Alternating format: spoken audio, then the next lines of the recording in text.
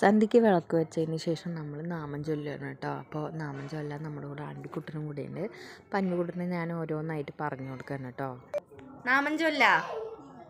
അമ്മേ നാരായണ, കൈ നേരെ വെക്കി. ദേവി നാരായണ, ലക്ഷ്മി നാരായണ, കൈ നേരെ വെക്കി. കൈ നേരെ വെക്കി. നേരെ ഇരിക്കണം, ചമ്മറം പടിഞ്ഞിരിക്കണം. നേരെ ഇരിക്കേ.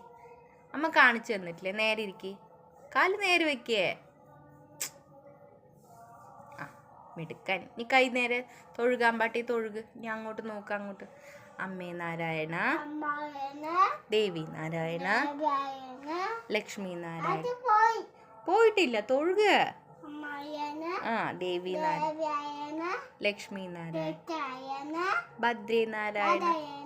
ഓം ഇല്ല. ഓം നമോ ഭഗവതേ വാസുദേവായ. ഓം നമോ ഭഗവതേ വാസുദേവായ.